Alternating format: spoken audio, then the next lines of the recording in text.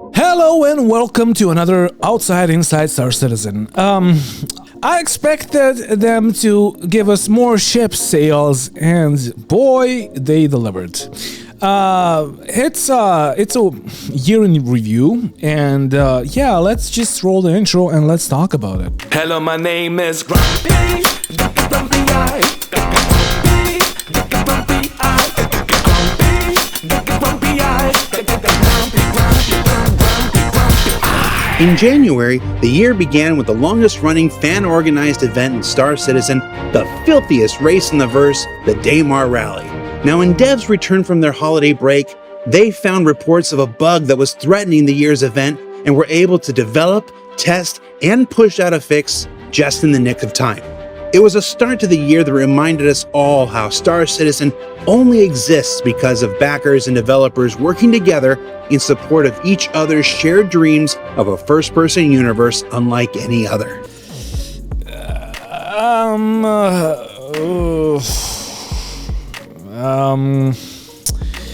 Really?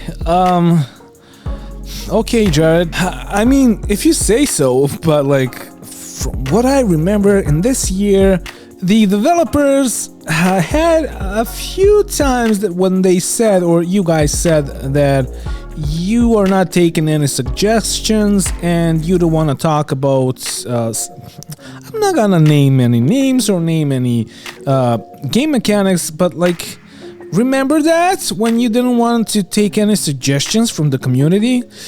Okay, Jared, okay, you're right. January also saw the return of the Combat Summit, a gathering that would set the stage for what would become the most substantial series of updates and improvements to Star Citizen's flight experience yet, leading to the power management and capacitor changes, which is completely broken because sometimes your weapons would not recharge or your shields would not recharge, and when they recharge too fast or faster than the other guy can like reload his weapons. So basically it takes a lot of time for you guys to kill each other unless you're like godlike PvPer and like you don't miss any shots. And instead of fixing desync and fixing positional desync and rubber banding or slowing down the fights, and you added a fucking ion that can one-shot a small fighter and run away faster than any fucking ship in the game. Great job! missile guidance and control rework. And the rework was amazing because like the missiles are much more reliable now, and like instead of missing all the time, they have a 50 to 70% chance or opportunity to hit your own fucking ship. Amazing. Operator mode improvements and more that would come throughout the rest of the year. January 2021 also said a temporary goodbye to Delamar, the outlaw planetoid that had been sleeping on Stanton's couch since late 2017 when it was removed in PTU to make way for the new planetary tenants arriving soon. Don't worry, we'll see you again soon, Delamar. Again, when you say soon, when is soon for you guys? Because like, I just checked the roadmap and you pushed the server meshing even further away from now, and it was supposed to be done in July, and it's apparently going to be done by September. And since there's no reason to introduce Pyro or Nyx systems before server meshing, when is it gonna happen? When you say like soon, when is that soon, Jared? Just tell us that, please. February brought with it Alpha 3.12.1 and the release of our first dynamic event, Xenothreat, where the Outlaw Group launched a campaign of violence throughout the Stanton system. When you say throughout the Stanton system, don't you mean Michael 1 or close to Michael 1, just like out of the way from everybody else, right? And players came forward to combat the Scourge. But it was a chance for everyone else to fight with and against the fabled Idris, and the biggest step forward for capital ship combat in the persistent universe yet. To be honest, we were mostly fighting FPS drops and fucking crashes and 30Ks and ships being bugged, and like the bugs were just countless. So it was fun, like having that in like 12 FPS on a 3080 and a Ryzen 9, but yeah, like, I mean, please do better in the next year, right? 3.12.1 also brought with it a bunch of bug fixes, EVA quality of life improvements, more prison missions, and improved inventory for shops throughout the verse. EVA is so amazing that you're gonna redo it again, and again, probably, and again, and again. And like, at which point is it done? At which point is it good? Like, would you like release one thing that's already done, please, and like let it be it? Like, if it needs bug fixing, fix it, but like, just make it like good. Like, when you talk about shops, yes, we have an improved inventory in the shops, but we can't sell. Why didn't you like make an addition to the shops that we could sell shit to the shops? But no, you're gonna make it in 3.17 maybe. And on topic of the prison system, like, nobody wants to go to prison because it's completely broken. And nobody wants to mind their way out because it takes a lot of time. Nobody wants to, like, most people don't want to run from prison because it gives you a crime stat 5 and it takes even more time to clear it. And like, people are just making alt accounts so they can like have merits on the alt accounts so they can send them to themselves when they end up in prison. Well, I mean, why celebrate that, right? While the Red Festival brought new red and gold ship paints for the Nomad and Freelancer. Oh, amazing. Things that you sell. Things that you told us that you will give us for free, but now you sell them. I'm talking about hex codes. Yes, I am. And then for those who are lovers and not fighters or cargo haulers, Coromore 2951 brought with it a Valentine's Day contest where the community had wonderful submissions like the ones you can see here. I mean, this is just cute, and like, I'm not gonna say anything else because this is just cute and yeah, awesome. March began with the first wave of our long-awaited ship naming coming to the Persistent Universe, where proud owners of the Hammerhead, Reclaimer, Carrack, Mercury Star Runner, 600i, and 890 Jumps could reserve their very, very, very small names. I mean, yeah, they can name their ships, but their ships are fucking useless in the verse. Like, there is nothing to do with the Reclaimer. Maybe you can go rock mining with the MSR, but that is not its main purpose. Hammerhead, like, you can destroy it with an Eclipse or whatever. Like, it's not that good. You can destroy it with a single Hurricane with like 2 people inside of it. It is not that good. What was the last one? Reclaimer, Hammerhead, Eclipse. Yeah, 600i and like 890 Jump. I mean, do I need to say anything about those ships? March also brought with it a new Cyclone MT for Stella Fortuna. Because, as you know, the ground vehicles are the essential part of Star Citizen. Like, there is so much game loops for them that, like, you should buy those straight away. And our first look at the Persistent Universe's reputation system, a turning point moment in the continuing development of the Star Citizen experience, adding consequence and reward to almost any action or decision you make, and allowing our developers to build a sense of true progression as more and more systems plug into it from that point on, as it went into testing with Evocati that month.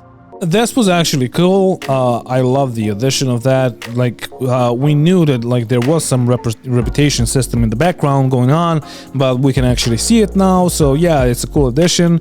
Although I gotta remind you of a few patches where we didn't have the NPCs at all because they were not working because they were bugged. And yeah. April then kicked off with the visually impressive reveal of the long-rumored Origin 404, or as Paul Jones called it, a sausage dog with toilets. And we all know that when art director Paul Jones says it, you can take that to the carrot killer. Because, as you know, we all love bugs and we need to promote more of them and we need to have more of them in the game. So thank you for that. April also saw new Star Citizen merchandise arrive, in-game Star Kitten helmets for subscribers, updates to the referral program, and all of the nice things that made us a lot of money. And a little thing called Alpha 313, which brought with it all manner of new goodies like brand new cave entrances and sinkholes, giving new opportunities to explore with ground vehicles and spacecraft alike. Jared, just so you know, there is no exploration in this game. Like, there is zero exploration. There's nothing to find, hence, there is zero exploration. But there is a few cave missions, but once you've done them, or once you fail them, you will never ever go back to the caves. Ever. New asteroids created with our refined process for more variety and less potato-ness. And that is actually awesome. A wrap-up to the polished revisions of every planet and moon in the stand system, improving the overall look and feel of everything from Aberdeen to Gila. But you guys change planets almost every patch. Like, you can't find the same hole pretty much in any of the patches because they're all different. Which brings another question up. How long are you gonna be developing the same planets? When are the planets done? When are they gonna be done? Are you gonna redo them in a couple of years when like the graphics need to be better because the game is not gonna be as competitive anymore? New mission types like quantum sensitive, timed, and multi-drop deliveries. Awesome, dude, awesome. New staggered force reactions. And you overdid them in the latest patches. Object push-pull trolleys. Such a great addition. Mounted guns they still won't let us put on trolleys. Probably because they're both bugged as hell. Give the people what they want, Rich Tyrer. Yeah, I completely agree, so give us more game loops and fix the fucking desync. Thank you. Merlin Constellation docking. Which is amazing, but the Merlin's MFDs don't work for a few patches now. Vehicle visual degradation and our first ability to wash some of our ships. Excuse me? Mining subcomponents to improve that forever improving system. Emphasis on the forever improving. SDF shield effects to patch these holes and make for better looking effects overall. Most of the ships still have shield holes or the shields are lagging behind them. And the bigger and badder Rock DS mining vehicle. Which nobody bought in the game ever. Now, not to be outdone, May came hard with Invictus launch week in Alpha 3.13.1. Oh, it came hard with the NPC mission givers not working. Which brought players inside the battle-hardened Javelin-class destroyer for their first glimpse of life aboard an actual UEEN vessel. But 10 years in development and we still don't have a date on when this thing is gonna be released. People that pledged for the Javelin back in 2012, some of the people that pledged back then fucking died already. They died, and they didn't get their fucking Javelin, so maybe give us a date next time, CAG. It also brought the C2 and M2 Hercules Starlifters into the persistent universe to forever change the meaning of weight class. Do I need to point out that they are talking about ships more than they are talking about game loops? Probably because we had a bunch of fucking ships without any game loops for them. Made it an early Tonkmas with the arrival of the Tumbrel Nova. Because ground vehicles are so useful in this game, right? Gave us our first look at the currently in development RSI Scorpius. Oh, I can't wait for that overpowered piece of shit. Gave racers a chance to compete in our first Microtech Metro Loop race. And that was a good job. Good job, CAG. And shocked everyone when the big mammer jammer itself, the Bengal carrier, came cruising through the Stanton system. To say it was a sight to behold is an understatement, and was a fitting tribute to what was already well on its way to being Star Citizen's biggest year to date. 10 years in development, and this is the biggest year. I mean, why do I say to this? By the way, about the Bengal, like, I've seen better looking ships made in Space Engineers, even though they were blocky, but like, I don't know, I just dislike the looks of the Bengal, and that's it. So, June, listen, you're gonna take a break, right? After those crazy April and Mays? You'd think, but not at Star Citizen. When June said this is the way, beginning with a new Azatlan light armor for subscribers. So there's a character in Overwatch and his name is Doomfist and his main ability is to punch people into walls. I wanted to use his voice line from the game, but I will probably get a copyright strike, so I'm just gonna say it. I'm gonna like try to sound like him and I'm gonna say it. You must be joking. Issue council improvements and new multi-user private lobbies to make getting into games with your friends easier than ever before. An Alien Week that brought with it the newest ship manufacturer in Gitac and its Raylan cargo solution. And when are those gonna be available, CAG? New paints for the hottest offerings from Mapoa, Asperia, and the Banu. Oh, you mean the hex codes that we should have gotten for free, right? An intergalactic cook-off that contained enough cookies to spike my blood sugar just by looking at them. The Valentine's thing was cute, but this is just cringe. And this thing Jeremiah and I made on stream that Dave Haddock still won't acknowledge or talk about. Oh, so now we know that that stream was a complete waste of time. Thank you. Just wait until you see what we make for Luminalia tomorrow, Dave. June also introduced us to our next dynamic event, the Ninetales Lockdown, improvements to the upcoming Xenothreat Redux. The Ninetales Lockdown was a great addition. It would be great if it was working like the whole time so we can actually have some content in the game. The Xenothreat, well, even though it was a fun idea, it was really it was performing really poorly and it was a shit show. And after that, when we earned a lot of money from that, because you gave us a lot of money that could be earned for being in the event and doing stuff, well, you wiped our accounts. And new limited edition model kits from our partners at JR Design and Fabrication, who made that enormous life-size dragonfly you saw at CitizenCon. We need more monies! Give us all your monies! Please, thank you, goodbye! July was Public Test Universe Month, as Alpha 3.14 and its edition of Star Citizen's next landing zone, Orizon, and the gas giant crusader that sits beneath it, required an enormous amount of testing and quote-unquote banging on the pipes from backers and developers alike. Together, the two represented the next major milestone for our Planet Tech content. Excuse me, what content? You do know that in gaming, if you say content, you have to have some gameplay there.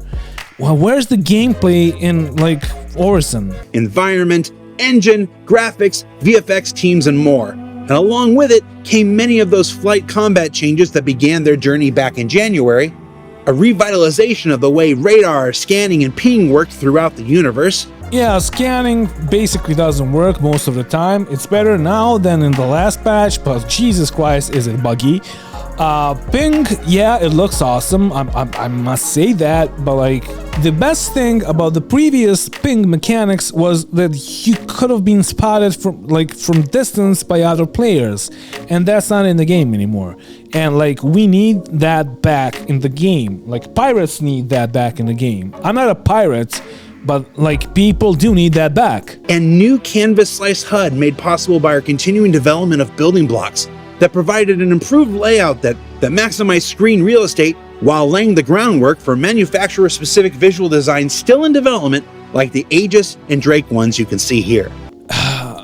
Keyword here is still in development, but the Aegis and the Drake's HUD, I already talked about this. The Drake's HUD, and now I see the Aegis HUD, they are too cluttered. They you need to give us some space to breathe in the center so we can actually see what we're shooting at. And after living most of July in PTU, Alpha 3.14 was joined by the constellation Taurus when it came to the live servers in August. Oh yeah, the Connie Taurus that was announced I don't know how long ago, and then you basically did a reskin and you sold it for real money. And why give us modularity even though you talked about that a long time ago?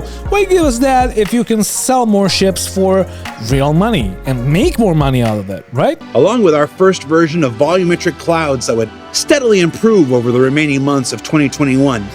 And they still look fizzy and fuzzy and whatever the word is, and some games did it better. And this is Star Citizen, right? It should be the best ones, right? New merchandise like the Finley Stormwall plush that looks to give Pico a run for his cuddly money.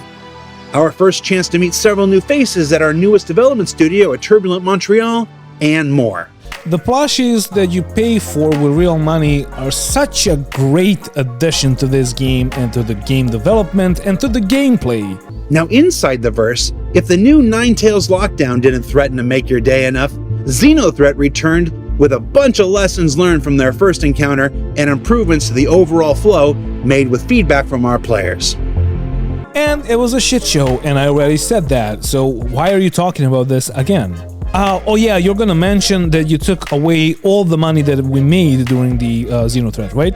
Nah. Now that said, Ninetales and Xenothreat weren't the most insidious forces to make their presence known in the month of August. Oh no! For August was the beginning of Ship Showdown and the end of all sane reason and accountability when the vile armies of Argo began their campaign of busting expectations and ship brackets alike. No!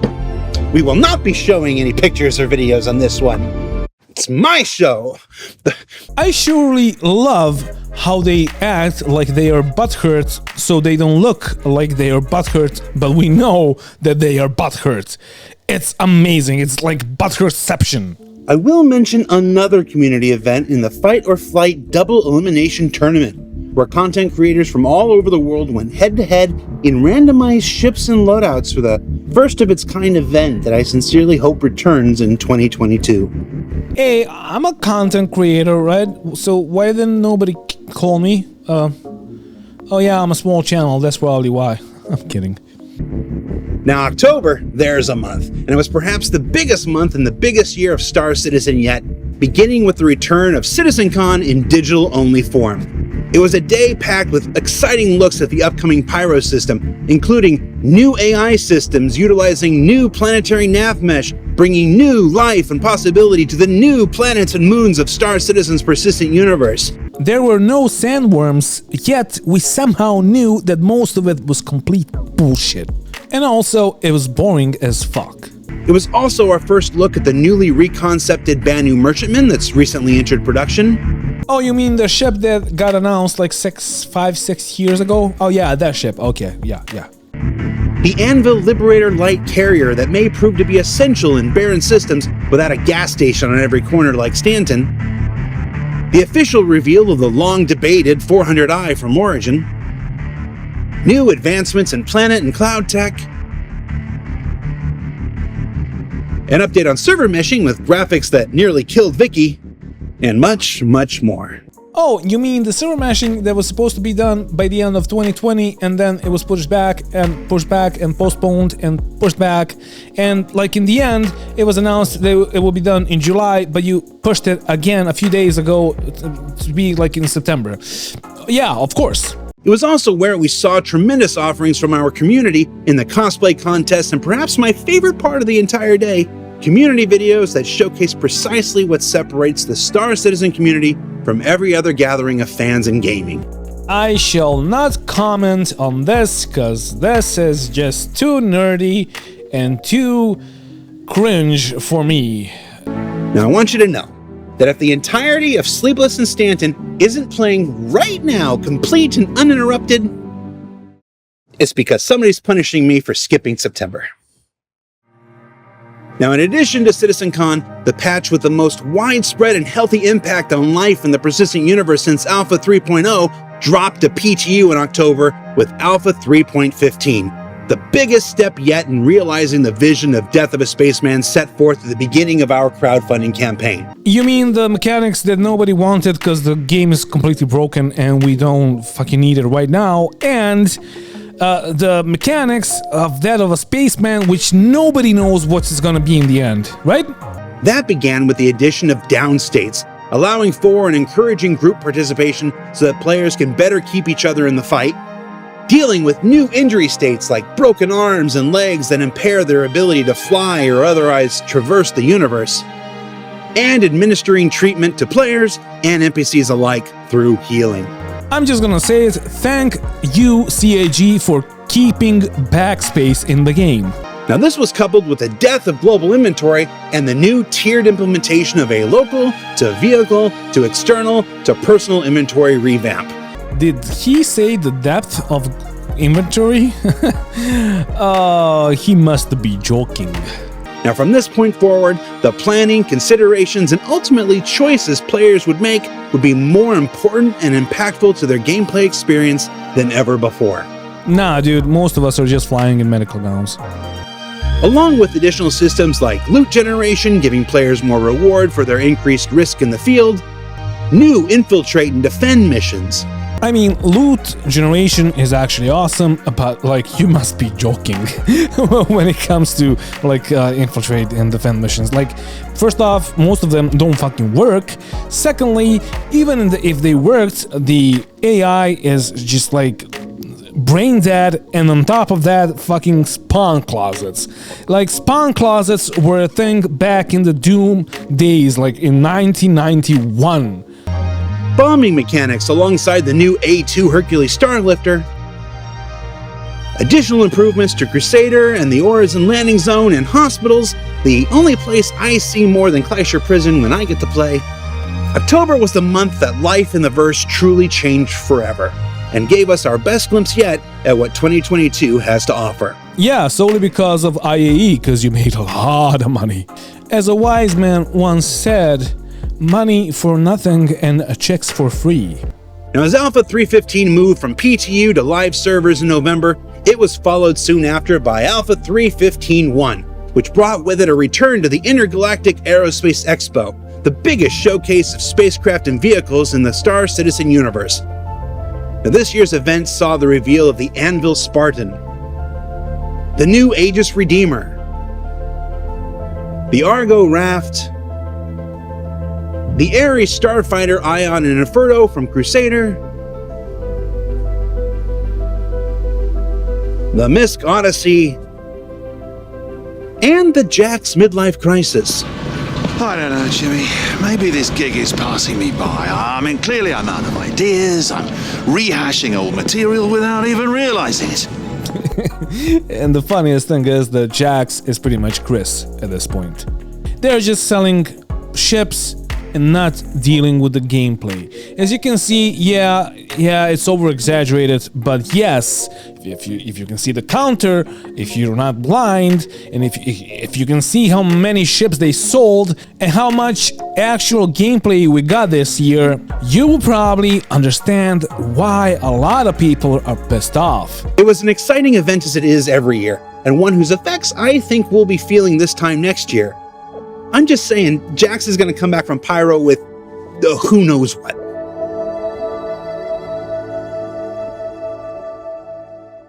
And that brings us up to December and the upcoming patch. Now, as we've seen throughout this year, not all the content included in a patch cycle will arrive on day one, as the use of our point patch system has been tremendously successful in keeping fresh each and every month of 2021. Oh, so it's not a bug, it's a feature. Okay, so this all was intentional, because you moving shit around in the roadmap is completely intentional, and you wanted to do that even a month ago when you said that most of these things are gonna be released in 3.16. Okay, of course, CG. Now that said, pending any further surprises, our next patch cycle will include a new hospital in Area 18. This is still not gameplay. We want gameplay loops, we want salvage, we want refueling, we want hacking, we want data running, we want exploration, and we want all of those gameplay loops to be in depth. That's what we want.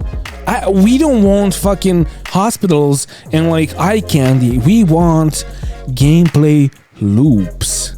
Is it that hard to understand? And also, while you're there, please fix the desync. The Gravlev physics rework we showcased last week that will make vehicles old and new fly better than ever before. I have no real power here. Oh, the marketing, dude. By the way, no, the Gravlev is not really that good right now. The new Jumptown 2.0 dynamic event, which we should really come up with a better name for because it's also Raven's Roost and Paradise Cove now as well. As I said before, you are trying to incentivize PvPing by adding Jumptown 2.0, even though PvPing is completely broken because of a completely other thing. If you would be so kind to fix the fucking desync, thank you very much, then we would PvP more and it would be actually fun to do. Right now, it is not fun. And something new to help players hold down those drug labs, allow me to introduce to you the Cutlass Steel, the newest offering from Drake Interplanetary that lets you bring people and guns to bear on targets like never before. Yay! More ships! No modularity though, cause like why? This is a completely different ship than like the Cutlass Blue, the Cutlass Black, and the Cutlass Red. It's completely different. Come on, like you can see that it is completely different. Just give us your money and we will give you a different ship. Let's start with the guns. We heard you like guns. So in addition to the 4 size 3 gimbals controlled by the pilot, 1 man turret with size 3s, we've added an additional remote turret with size 2, a whole bunch of missiles, and of course the brand new hotness, 5 door-mounted ballistic Gatlings, 2 on each side and 1 at the rear, to bring a veritable death blossom of firepower down upon Raven's Roost, Paradise Cove, Jumptown, or heck, just about anywhere. This thing looks amazing, and too bad modularity is not a thing in this game, but like if it was, it would be like one ship and you could just like change out the interior, but it's not a thing, so it's fine. But like also, like, too bad there's not a dropship with a medical bed inside of it that you could spawn in. Not anymore anyway. Imagine if you had that in a dropship. That would be amazing, right? That would be great for attacking enemy-controlled bunkers or whatever in the future. In the far future, yeah. But still, it would be amazing. Then, once you cleared the area, we go inside the ship to discover a whopping 18 jump seats full of mercenaries or commandos ready to maintain control of the area. Is it a lot? Maybe.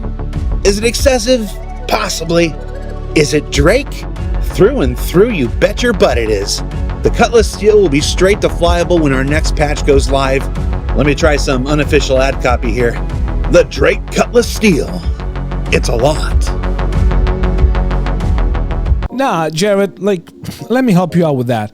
The slogan should be, give us all of your monies. There you go. You can use it, you can take it. It is not copyrighted or anything. And in the end there, Jared is having a heart-to-heart conversation with the audience, which is completely fine and understandable. My guess is that Jared and like most of the people that are employed at CAG, most of them are sweet and nice people. I have nothing against them, and I wish them a Merry Christmas, Happy New Year, etc, etc. I wish them all the best in their lives every fucking day, not just now, but every fucking day. But here we're talking about a game that is in development for 10 years now. And since it is in development for 10 years now, it's gonna be exactly 10 years next year, almost $500 million poured into a game, which is not a game, it's an alpha, but it's a game, but it's not, it's a pre-alpha, but no, it's an alpha, no, it's a tech demo, whatever you wanna call it. Is it playable? Barely. But like, yeah, is it a game? Fuck no. Is it finished? Of course not. So what is it? Why are you talking about content? He's talking about content, constantly talking about, like, you can't say that Horizon was content, because, you know, like in gaming industry, like a fucking skin is not content. Yeah, you can consider that as content, but like for me, a player, or for most of the people that are players, that's not enough of a content. Because like on YouTube, you could have content that's fucking epically produced. Like, I don't know, fucking... You can have like Linus Tech Tips, you can have, I don't know, like Rick Beato, that's like teaching music and shit. You can have a bunch of content, but this, if you compare like Horizon, a landing zone, as if you want to call it content, yeah, maybe we can compare it to a guy that's fucking eating in front of the camera. I forgot the name of the guy. But yeah, that's pretty much... That's it, because it is not interactable, it is not informative, there's nothing to do there. How is that content? Like Jared's telling me, come on. I have nothing, I gotta say it again, I have nothing against the people that are working in CAG.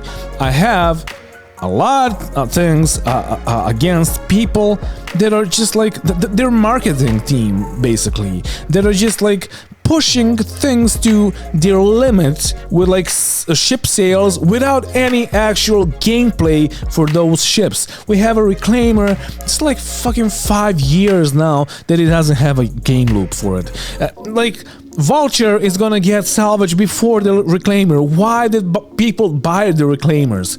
How can you sell the Ion and then nerf it? How can you do it over and over and over again? Every fucking ship sale, every time you introduce something new to the game, some new ship, you make it be overpowered, so a bunch of people have like the fear of missing out, and then or FOMO, that's like the internet term, and then you fucking nerf it. So they need to like get another ship, and it's a constant fucking struggle. They constantly need to get other ships like CAG. Please, for the next year, I beg you guys, fucking consider this. You made almost $500 million.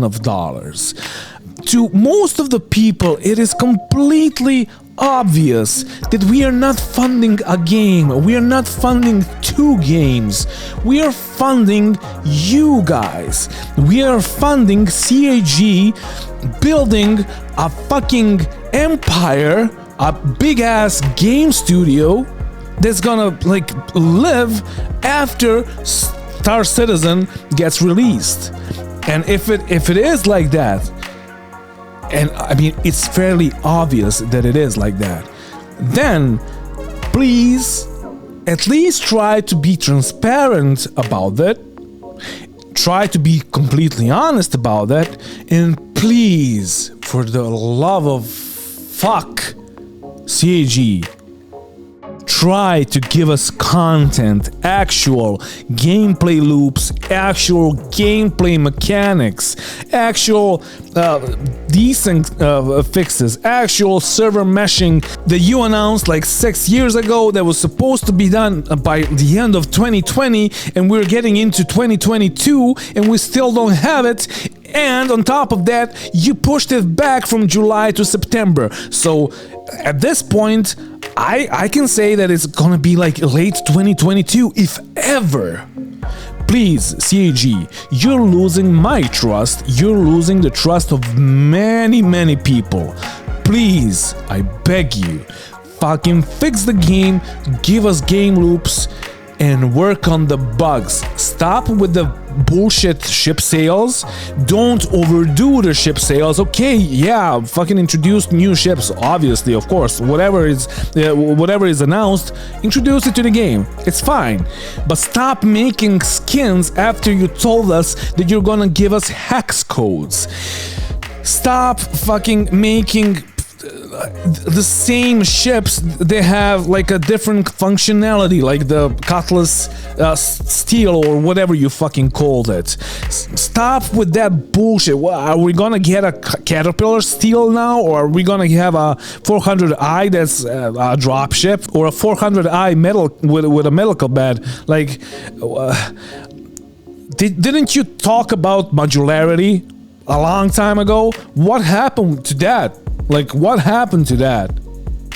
Why are you not working on the core gameplay, on the core fucking mechanics of the game? Why are you just like constantly concentrating on the fucking ships and ship sales and all of that bullshit that don't make a game? The game is fucking dead to most of us.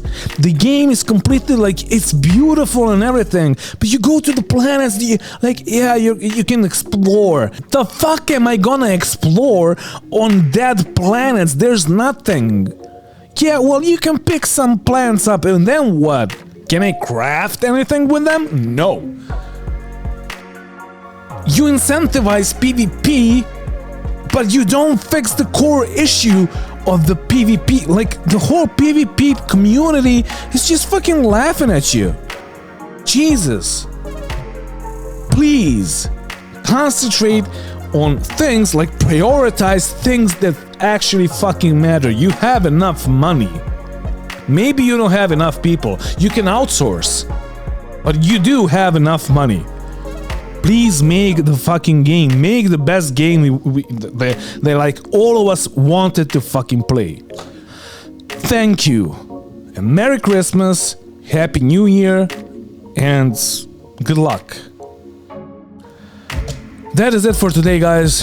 Thank you for watching, and thank you to my patrons that are supporting the channel. If you want to become one, you can click on the link down below and you can support me, you can support the channel. I can make more of these videos, and yeah, Don't forget to bring a towel when you're traveling through space. And please fix the game, CAG. Just make it fucking playable and add more shit. Is it so fucking hard to see that's the only fucking thing we actually want? Thank you. Kisses. Goodbye. Mwah.